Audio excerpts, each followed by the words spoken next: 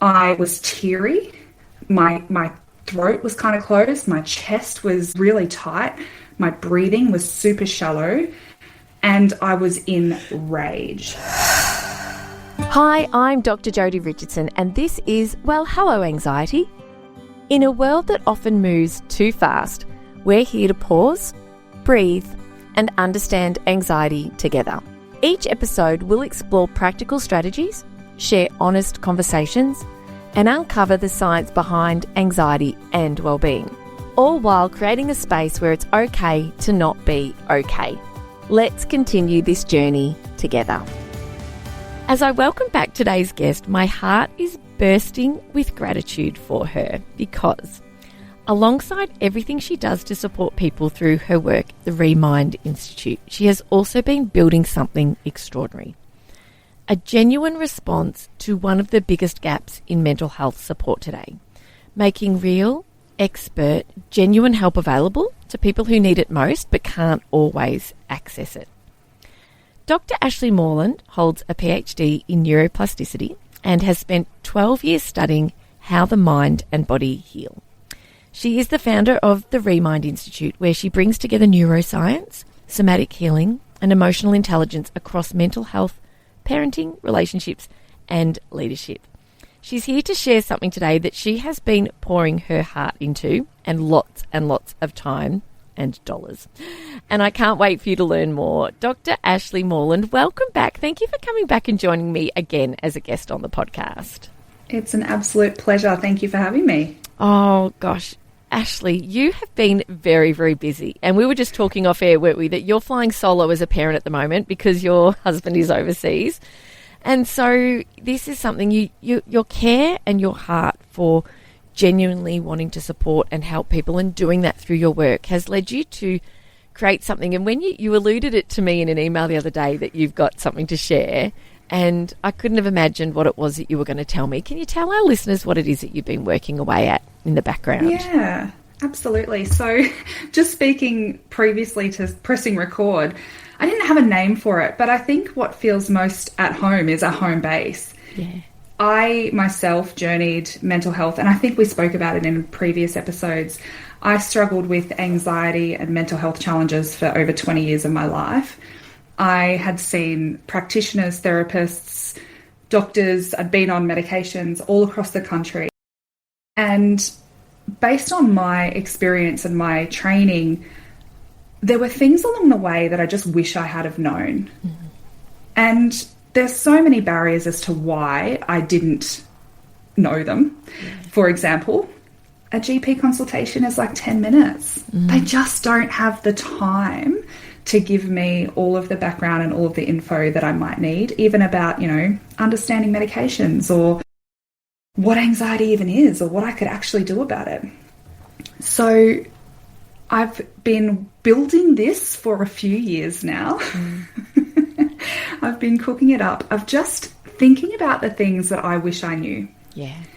And as my kids get older, my son is almost 13 at the time of recording this, and my daughter is 9. There are things that I want them to know. Mm. And how can I help them to know these things if I don't fully understand it? Yeah. So this home base, I've separated into a few different areas. So this is a whole area for parents who are trying to support a child through whatever the issue might be, whether it's ADHD, anxiety, depression, perfectionism, whatever it might be. There is a home base for practitioners. So if you want to support your clients or patients but don't have the time or even the expertise sometimes, where can you send them that you can be confident in the support that they're going to get? And another one is for schools and educators. We know the challenges of having kids who are struggling in classrooms. And the reality is, unless a school has a special interest in trauma-informed classrooms and understanding the nervous system, they just don't know. This isn't covered at uni. No. So everything is completely free. We've got everything from, scripts, even the ADHD side. How do you tell your child about their diagnosis in an empowering way that supports them to develop an identity that is healthy instead of possibly an identity that is distorted or disempowered. Yeah, that's what I've been working on, and it's finally live. Oh, I've had the privilege of having a little bit of a look around, and obviously I dived straight into the anxiety home base, and I just really want to thank you because you've made all of this available. And of course there are paid ways for people to work with you. Absolutely incredible offerings that you have through the Remind Institute and through these programs as well. But all of these resources are freely available. You just have to follow. It's very intuitive to follow. And you're answering questions that parents and people, teachers, adults, practitioners are facing every single day. And I was just having a phone call with a client this week about ADHD. More and more adults are getting an adult diagnosis of ADHD because of the awareness now, and inevitably there are indications in some of these families that a child may be kind of heading down that pathway as well. And the thing is, we're all different, and just even something as straightforward as a script to be able to share this knowledge in a way that isn't about a lack thereof, because it's not. It's just about different. And we are all different. And how can you even just share that information in a way with some confidence? Because if you're stumbling through even just talking to your child about it, then that in itself can send the message of, mum or dad isn't really sure either. And the confidence in what's happening and steps to take to really support them to thrive is everything. What are some of the other questions that you thought, gosh, this is what I would have really loved, and therefore I'm going to create it for the community? Oh, gosh, there's so much.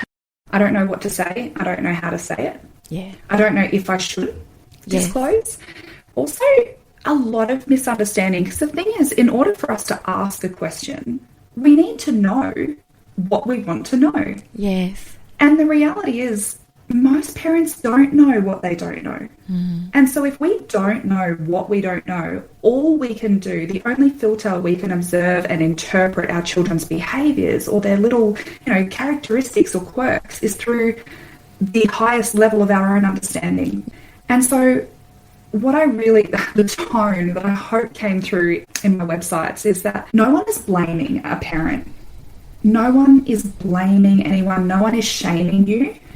It's actually just going, if your heart is to want to see your child thrive, it is not your fault that you don't know, but let us help you. Let us hold your hand and walk you through the conversations. Let us give you our lenses and help you to see what we see when we observe these behaviours in your children, because they're not just being defiant, they're not just being lazy, they're not waking up every day going, how can I destroy my parent's life today? But as a parent, when we don't understand the behaviours and we feel helpless and we feel powerless, that's the hardest thing. And I started this journey with my own child who was diagnosed with what I call the whole D suit when he was about 4.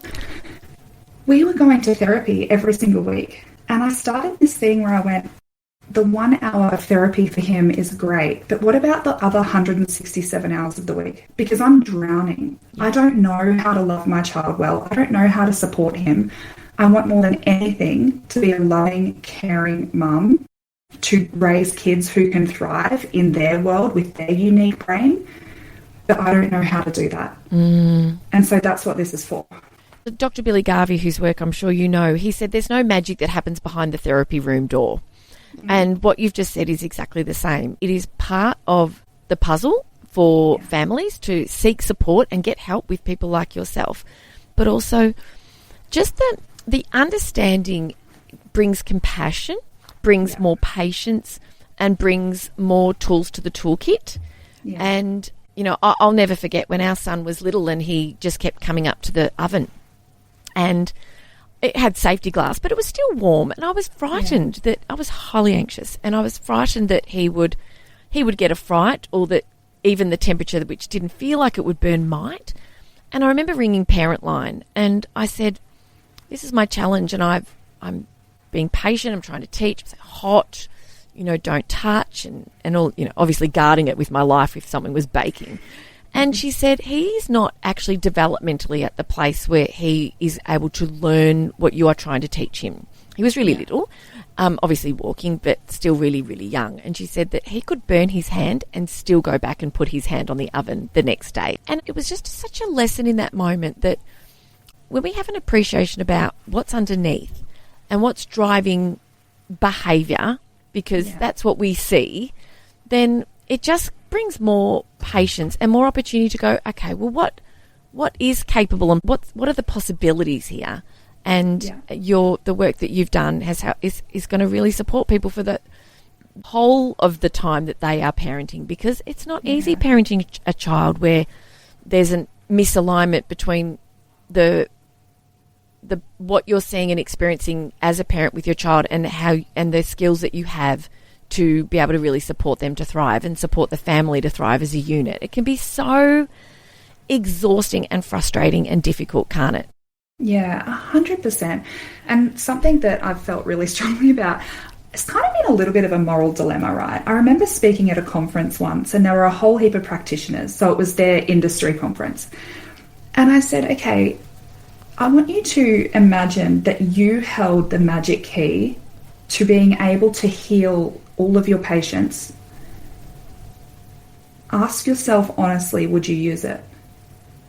And it raised this real moral challenge, right? Because we as practitioners are not just practitioners trying to help people. There's also a business element to this. Yes. And that the reality is, if no one ever had any problems ever again, their job would be redundant. Yeah. And I'm not here to suggest, please don't hear what I'm not saying. I'm not suggesting that people are acting immorally or unethically, because their heart genuinely is to help. But I looked at this. Inside these websites is stuff that I have spent multiple hundreds of thousands of dollars learning in my life. I've got actual play therapy strategies, like the worry monster. I've said what age, developmentally, what age would this work for? And I've said a little bit about why does it work? And it's all about externalization and relationship, right? It helps the child to recognize that anxiety is something they could relate to instead of something that they are.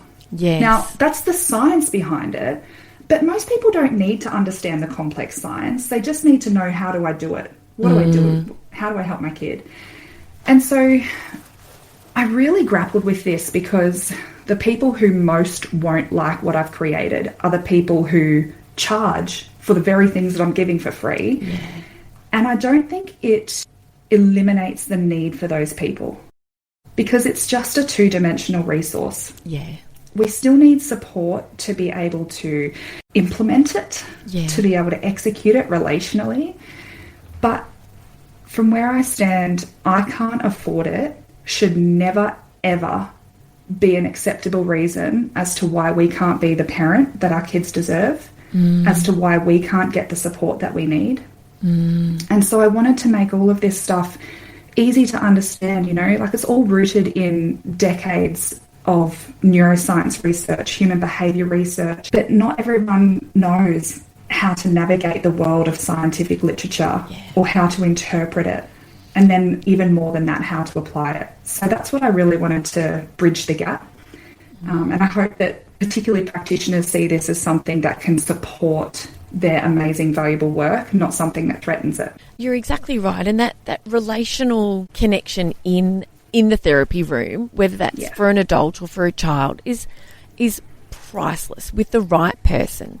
And so this is like extra scaffolding, isn't it? Yeah. For families and for teachers. And you can dive in and find answers to questions that you have and answers to questions you haven't even thought to ask yet. Yeah.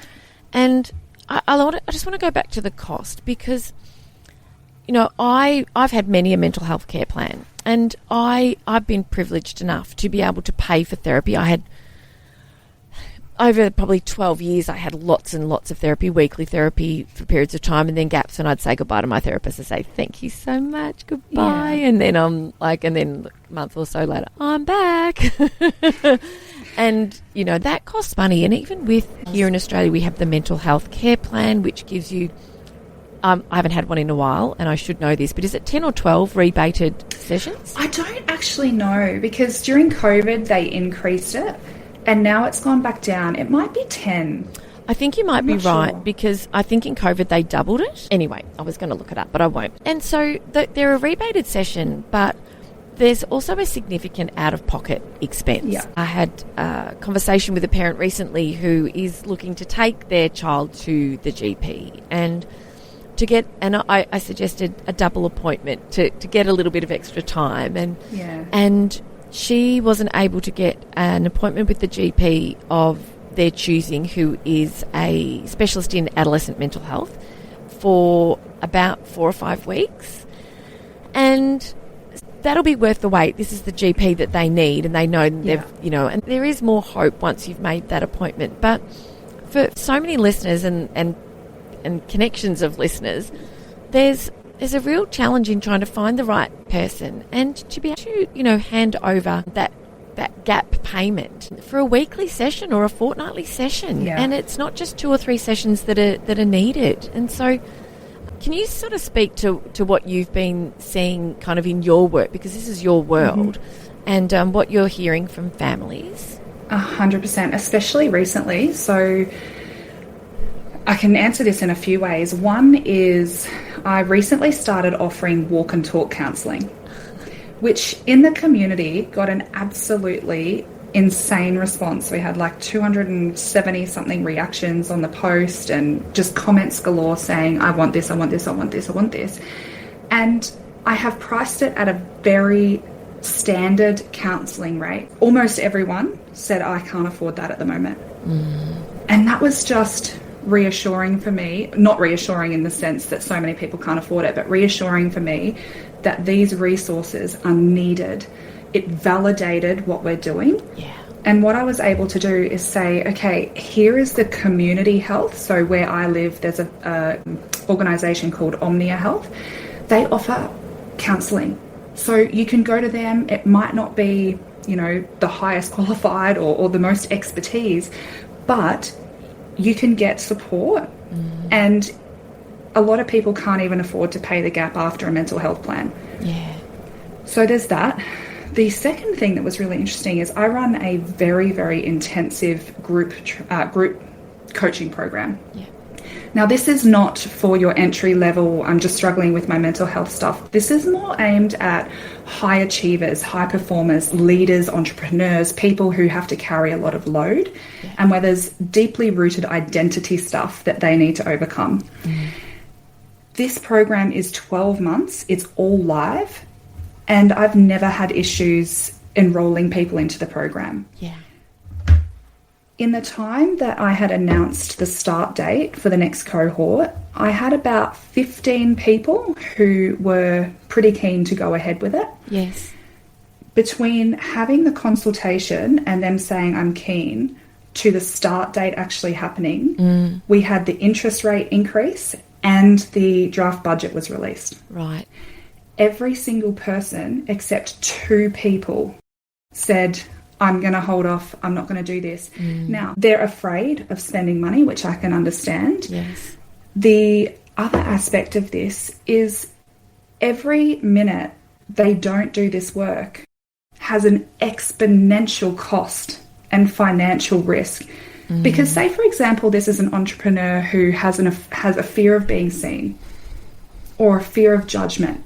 And so they're not putting their offer into the world. They're not showing up on social media. Yeah. That costs them money. Yeah.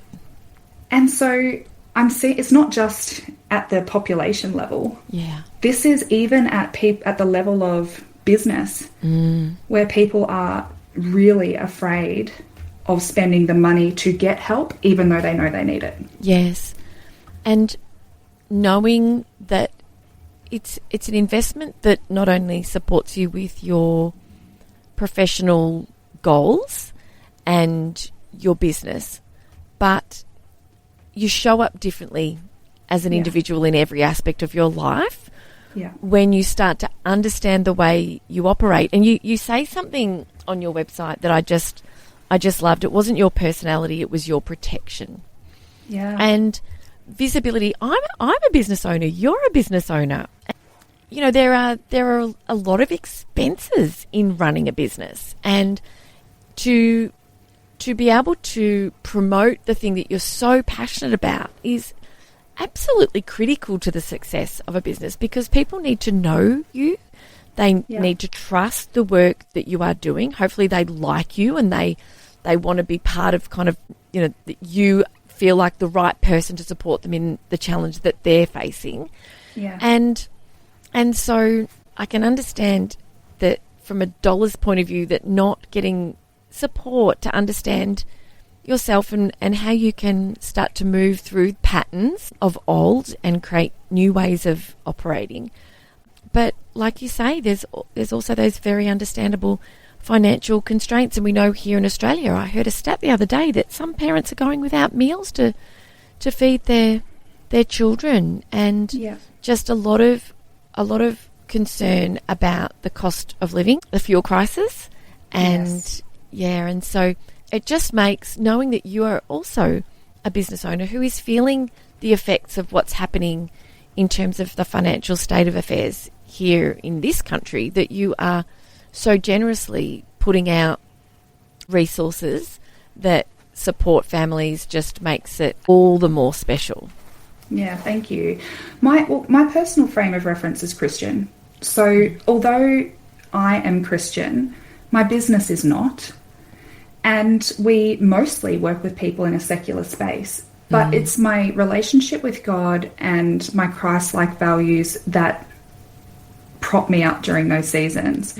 Because when I check in with myself and go, which is exactly the moral dilemma that I raised before, you know, if I check in with myself and go, why am I doing this? Am I doing this because I just want to make bulk cash? Well, guess what? There's not going to be bulk cash from giving away all this stuff for free.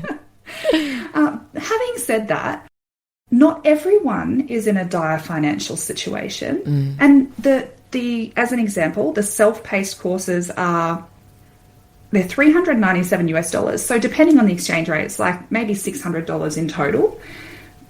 They have therapeutic processing included. They have everything. And we do the PayPal Pay in 4. So that can split it up over 4 payments. Now, that's going to be accessible for a lot of people. Also, out of the question for many. Yeah. The purpose of this is just going, like I said, to me, I am someone who has a very strong sense of justice. Yeah. And I'm also very growth mindset obsessed. And I've never been the kind of person to be a victim to something and go, oh, well, gee, this situation really sucks. This sucks. This sucks. I always just go to, okay, what are we going to do about it? What are we going to do about it? Because sitting here and whinging about how broken the system is or how unfair it is not doing anything to help anyone. Whereas this is something that I felt like I genuinely could do that is going to help a lot of people, I hope. Yes. But there will be, I fully believe that there will be people who, even if it's not right now, it might be 2 years from now when they do have access to financial resource, they know where they want to go. And they can get to know you and the work you do, which kind of leads me to my next question is, with the work that you do as a therapist, as well as you've got your group work as well, but you do still see people individually, don't you? Yeah. Yes. If it's indicated, though, if it's not the right thing for them, then I won't. So it depends on the circumstance and the individual. It's nice to know that it's not a one size fits all, and that people can connect with you and your work. And when it comes to anxiety, because we've had a conversation before, and you talked about the nervous system and the alarm in the brain, and you talked about the fear files. And for someone who's really struggling with anxiety right now, I thrive with anxiety. I'm on the right medication. I've got a big toolkit. I do the work. I know how to take good care of myself. I've had lots and lots of therapy.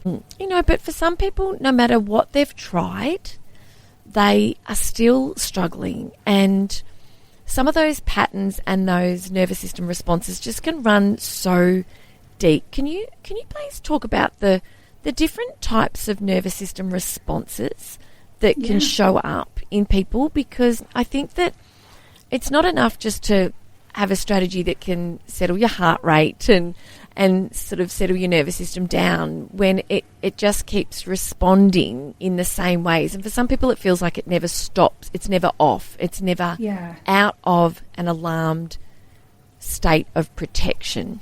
Yes, totally. So a couple of things come to mind. One is, think about PTSD. I had a really personal experience just yesterday morning. My husband is living in South Africa. Yeah. He's there for a job that is very politically provocative.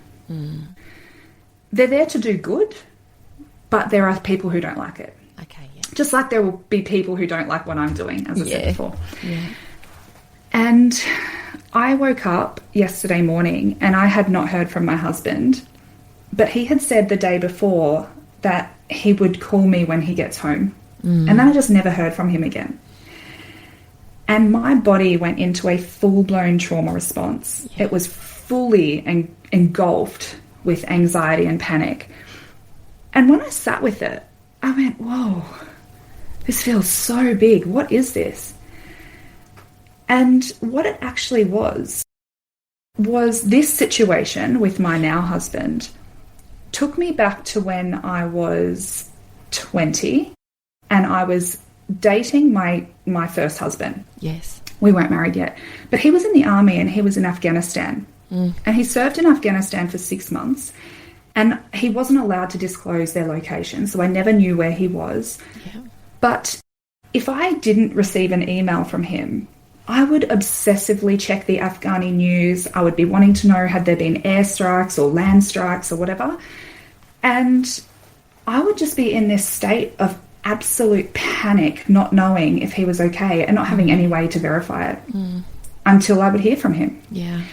And so here I am 16 years later, and my husband, who probably just, I don't know, went to a lion park or got home late, didn't want to wake me up. Yeah. So probably totally fine. Logically, most likely fine. But my body went to a 1,000 out of 10 trauma response in that moment. What did you experience? Can you talk us through what you experienced before you continue? What did that feel like for you? I'm just going to close my eyes because that's kind of how I take myself there. I woke up and I saw that there was no message on my phone, and I'm going to speak very graphically, but in my head, my husband had been recognised from a media campaign of who they are and why they're there. Yeah. He's been shot and his body was in the bottom of a lake. Oh, gosh. That's what was happening in my head. That was the story. Yes. In my body, I was teary. My throat was kind of closed. My chest was really tight. My breathing was super shallow. And I was in rage. And the interesting thing about rage when it comes to trauma and panic is that rage is a secondary emotion for fear. So I often see this with parents who get raging towards their children, which might seem irrational, but actually that rage is not anger. The rage is the secondary emotion of fear, and it's the fear of whatever the child is doing is mirroring to them fear that lived in their nervous system from when they were a child if they had have done the exact same thing. And so the rage that's coming out, it's like, this is very common in men.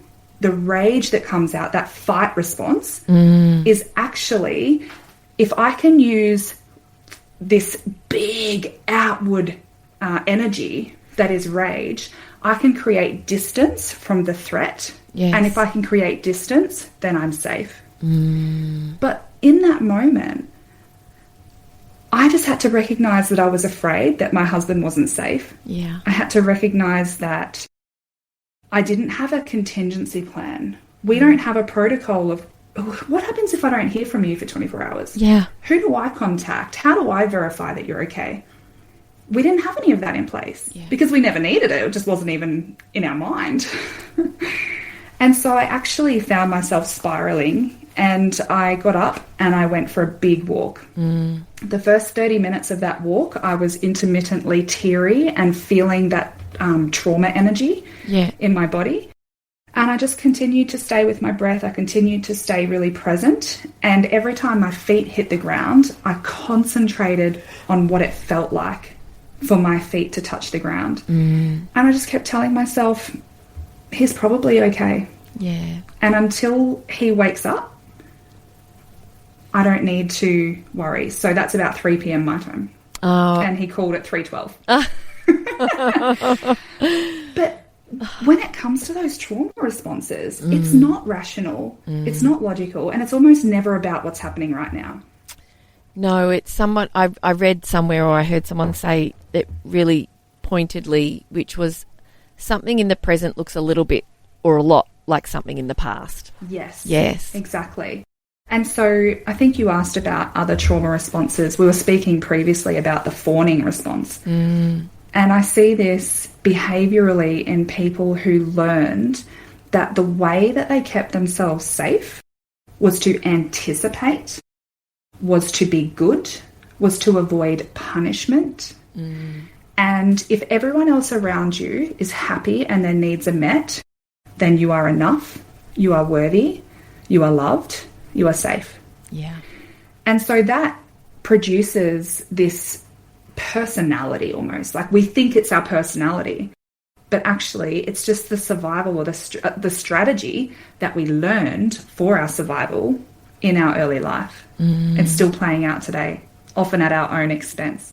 And there's a very big difference between, I think it's so fascinating, and I know it's also been called, people pleasing and codependency. But there's one thing to understand it, because we have a freeze, a fight, a flight, and a fawning response, and they all serve a purpose, don't they? They are all for our protection. Protective. That's it. Yes. The only thing that's different is fight and flight is neurological. Freeze is neurological. Fawn is different, because fawning is an adaptive behavioural survival response. It's not just neurological. Whereas that rage reaction before is not necessarily learned. That is your nervous system is saying, I am in danger and this is what I need to do to keep me safe. But in a fawn, it is actually related to relational trauma. Because the only way we can develop a fawning profile is relative to relating with and to others. Yes. So, yeah, it's an interesting one. So when you say that freeze, fight and flight are neurological, tell us more about that before. I want to come back to fawning, but I'd like to get a little bit more context around the answer that you just gave. Yeah, so sympathetic versus parasympathetic nervous system, it's all autonomic. So it happens at the level of pre-consciousness. We are looking at threat, and whenever we perceive a threat, there's going to be an influx of our stress hormones. Our sympathetic nervous system is going to go, hey, activate. And what it will do, there's a whole heap of physiological responses that happens, but it is trying to prepare our body to remove us from some kind of environment, situation, or context. And that means, like, if it's fight, we're trying to protect through space, through dominance, authority. If it is flight, then we are trying to protect ourselves by removing ourselves. And that doesn't even have to be physically. So in a classroom, a flight response looks like ADHD. When the kid's staring out the window, off with the fairies, quite often that can just be their nervous system in a flight response. Have I covered them all? Freeze. Freeze is an interesting one, because we always want to fight or run away from a threat. But let's pretend there's a big bear and it's bigger than us, so we can't fight it. It's also faster than us, so we can't outrun it.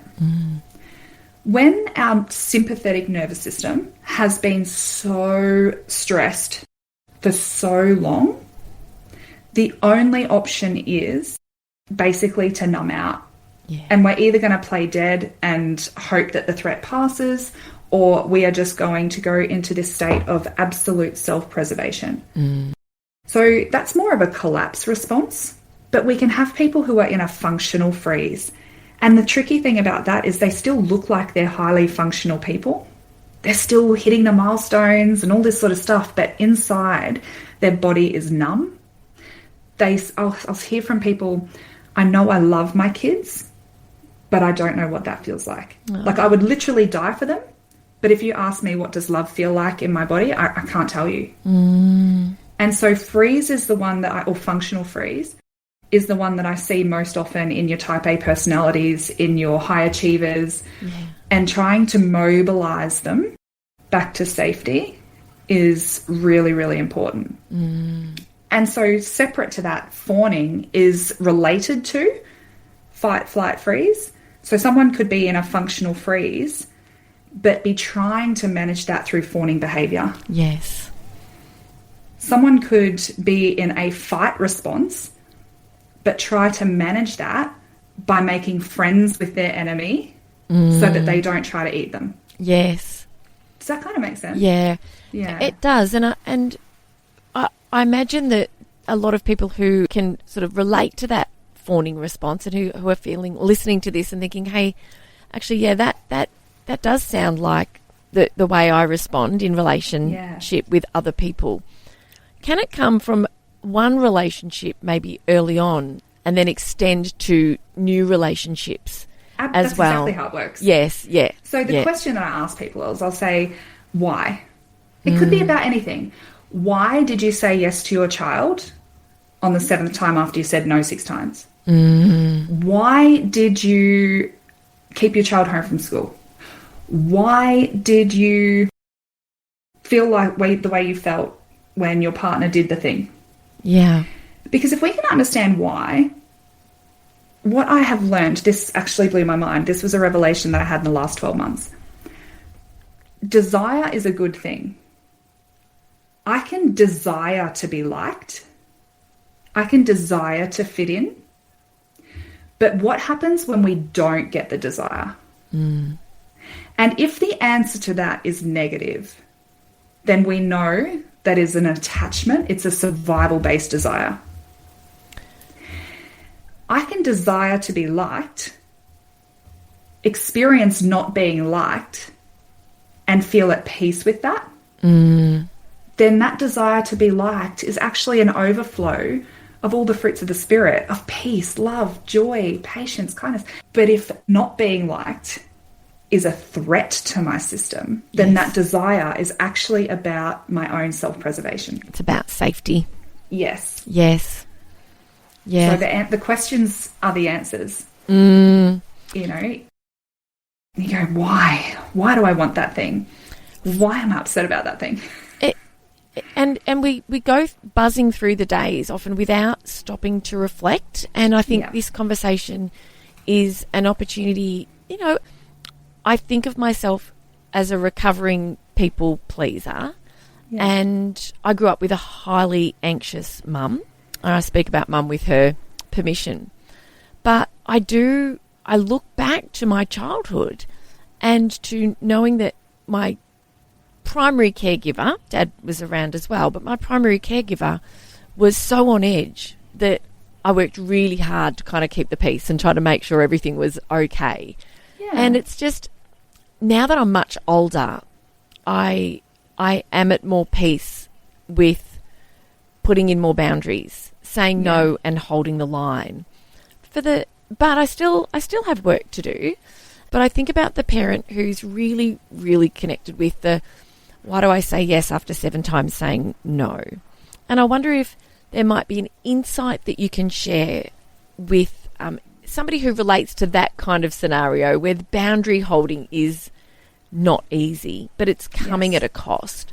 Yeah. Maybe another reflection for the listener who's thinking, yes, that's me, and I'd like to start to operate a little bit differently, is asking why the first question. Is there something else that they might be able to think about? Yeah, look, I see 2 reasons why people don't do the thing that they say they want to do. The first is, I don't know how. Yeah. And that's like scripting. That's why scripting is everywhere on my home base sites. Yes. Because if we're just not doing the thing because we don't know how, we don't know, well then the answer to that is I can learn. Yeah. The second reason is it doesn't feel safe or comfortable. And if it's that one, like let's say, for example, it doesn't feel safe for me when my kids escalate in their emotions. Yeah. And then we can circle back to because I don't know what to do with it. Yes. Or it might be bringing up or mirroring their own trauma. Like when I have this conversation with clients in the group program, and I'll say, I want you to imagine when you're a child and you were having really big emotions, what was the response that you were met with? Was it stop crying, I'll give you something to cry about? Was it sending you to your room, i.e. I'm going to isolate you? Like what was the response that you could have hypothetically expected? Yeah. Because that response got coded into your nervous system. And from that day on, emotions became unsafe. But it also means that the emotions of others mirrors to you your own unsafety. Yeah. Right? And so those 2 things are, I don't know why, or I don't know what to do, or I don't know what to say. I don't know. And the other one is it doesn't feel safe or comfortable. So if it doesn't feel safe or comfortable, that is amazing, because now you have awareness of what it is that you have to work through to be able to show up as the parent you want to be, to be able to be the partner that's going to co-create a healthy, enriching marriage, right? So I look at that and go, if you are in that position and you observe your behavior, I want you to observe it with kindness and compassion and curiosity, because it's actually another coded program for you to observe things through a punitive lens. Yeah. Because that was probably your experience. You were constantly being graded and constantly being judged. Yeah. So observe through a curious and compassionate lens, and be the parent for yourself that you needed but perhaps didn't have, because then you open up this opportunity for healing and for restoration. And then I just ask myself a simple question in going, what does my mind or body need to know right now to feel safe enough to follow through with this? Yeah. It's okay for my child to not like it. It's okay for them to have emotions about them not liking it. Yes.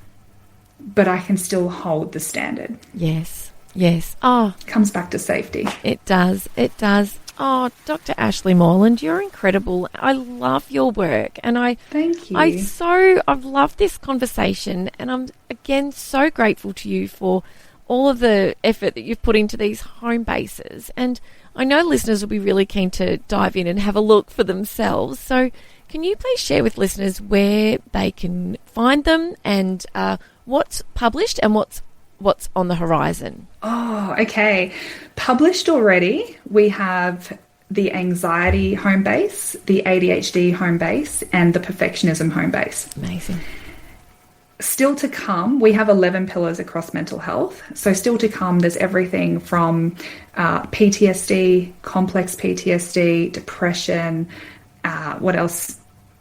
Dissociation. So we've got a whole one around dissociation, depersonalization. Yes. There's one on addiction.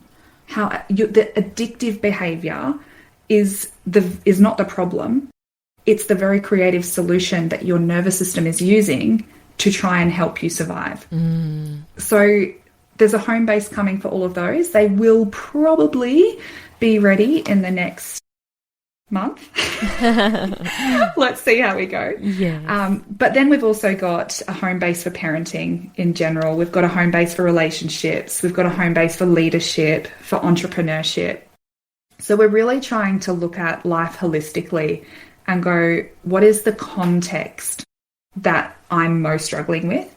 Yeah. And then how can we apply all of this neuroscience and all of this trauma and all of this behavioral research to most support you in that context? So I run a free group on Facebook called Cycle Breakers. That's available. You can jump in there. Great. We'll stick the link maybe below. Yes. But all of these home bases are pinned in there. Great. And, perfect. yeah. And through your website as well. Yeah, through the website. So it's just, we'll put it in the show notes, re-mind.institute / whatever the pillar is. So / anxiety or / depression. Amazing. Yeah. Oh, goodness. I don't know if you sleep. Obviously, you'll sleep a lot better tonight knowing hubby's safe. But no, look, Dr. Ash, thanks again for your time. It's just been a joy to talk to you, and thank you for bringing this to the community, and I can't wait for people to dive in. Yeah, thank you. Thanks for having me, and always happy to answer questions or support in any way. And if anyone finds stuff where they go, gee, this is my question, but I can't find the answer to that anywhere, ask me, because I built the website, so I can code anything. You're amazing. Oh, that's incredible. I'll just add it. Oh, that's incredible. Gosh, honestly. Well, thank you. Thank you again. Thank you for listening. And yes, please check out our show notes, and we'll have all of the links available there for you to take you straight through to Dr. Ash's website and the Facebook group as well. Thank you. And I'll see you next week. Thanks again, Ash. Bye. Thank you for sharing this time with me on Well, Hello Anxiety. Remember, understanding anxiety is the first step to managing it. Until next time, be gentle with yourself. Take things one moment at a time. Focus on what you can control and know that you are not alone on this journey. If you found value in today's episode, please share it with someone who might need to hear it too. I'm Dr. Jodi Richardson, and I'll meet you right back here next week.